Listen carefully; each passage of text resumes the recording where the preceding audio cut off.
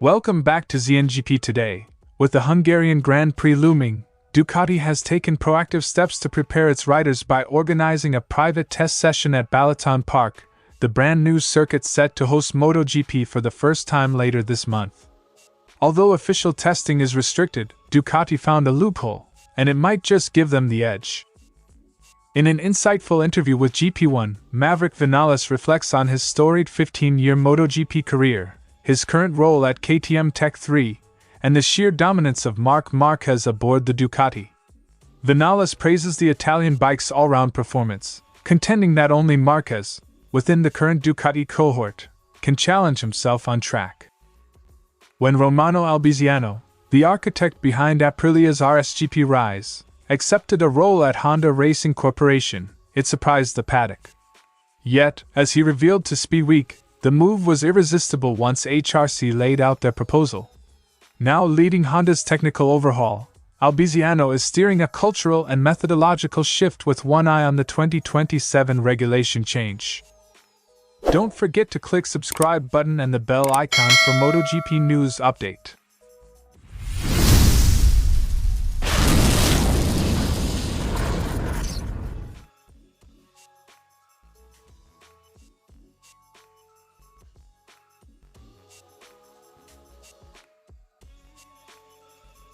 On Tuesday, Marc Márquez, Pecco Bagnaia, and several other Ducati-linked riders had their first taste of the Balaton Park circuit.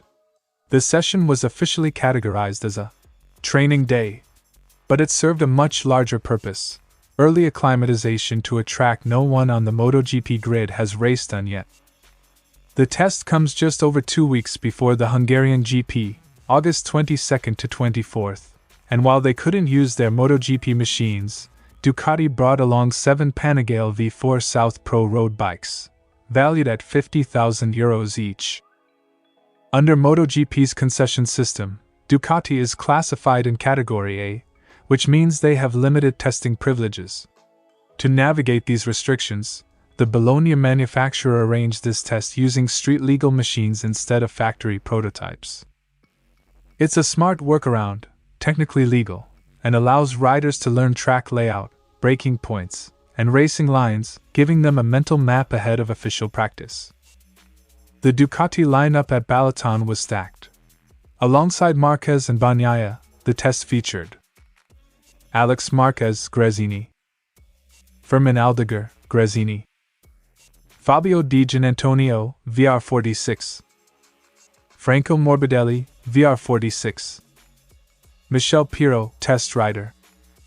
Even though the Panigale V4 S Pro is no MotoGP bike, Ducati's factory and satellite riders gain valuable feel and rhythm on the fresh layout, data that could be decisive come race day.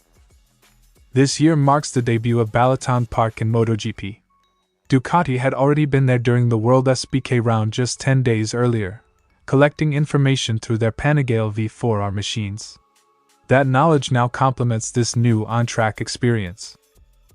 Ducati isn't alone in prepping for the new venue. Honda rented the track in June, with SBK and MotoGP test riders lapping the Hungarian layout. Yamaha and Aprilia also followed suit. Per regulations, MotoGP riders are banned from riding on Balaton Park from August 7th to 22nd, to preserve fairness before the Grand Prix. Ducati's test on August 5th fell just before that cutoff, perfectly timed. With the Austrian GP next weekend, August 9th to 11th, riders now return to official business before heading into the unknown at Balaton. Ducati, however, will arrive with more track knowledge than anyone else. Ducati's calculated approach to testing shows how far teams will go within the rules to gain an edge in MotoGP's ultra-competitive landscape. With Marc Márquez chasing his 9th world title and Bagnaia eager to rebound, this sneak peek at Balaton Park could be a key advantage. The championship heads to Austria first, but all eyes will soon shift to Hungary, where Ducati might already be one step ahead.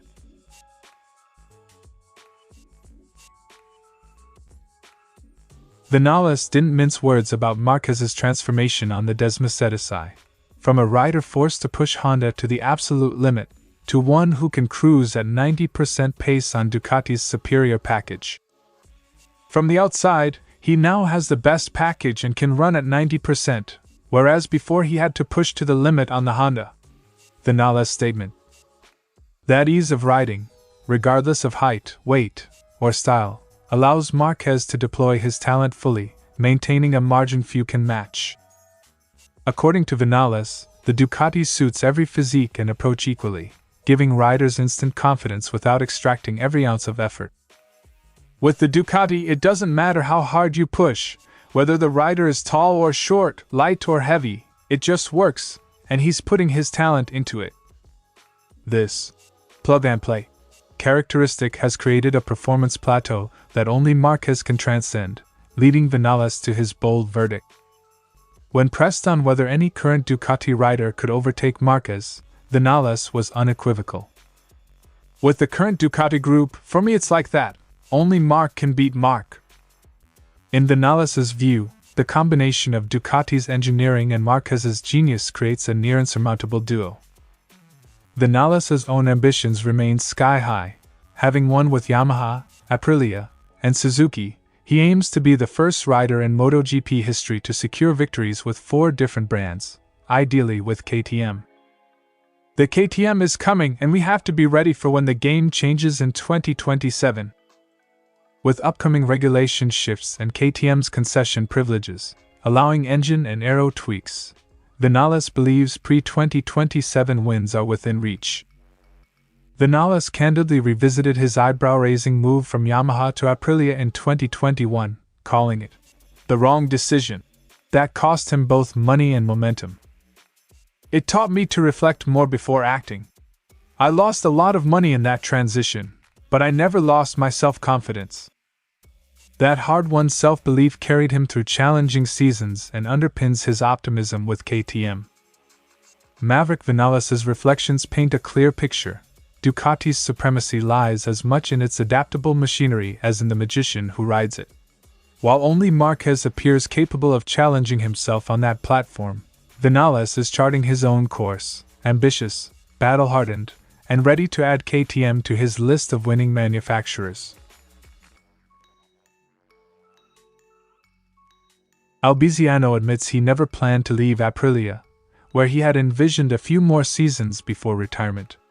But Honda's approach changed everything. For motorcycle enthusiasts, Honda is a legend. Considering the terms of Honda's offer, it was an easy decision. Faced with a contract that spoke to both professional ambition and personal passion, the Italian engineer seized what he calls a great opportunity. Arriving in Japan, Albesiano encountered a vastly different corporate culture, from decision-making hierarchies to problem-solving mindsets. The way of working, the structure, and the mentality are very different.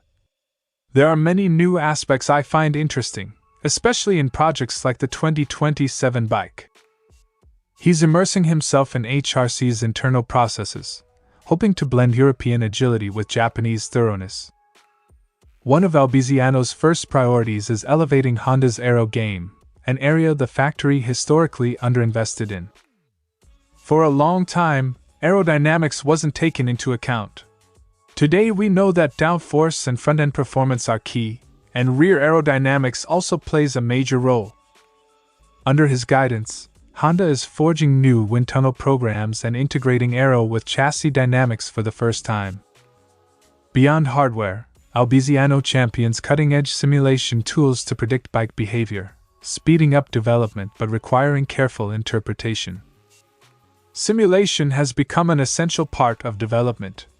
It's not perfect, but it helps replicate situations like traction loss, yet everything needs confirmation on track.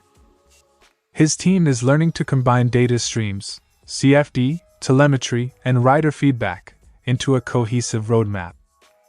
With MotoGP's switch to 850 cubic centimeters in 2027 looming, Honda's current results may lag, but Albesiano sees opportunity in the rule reset.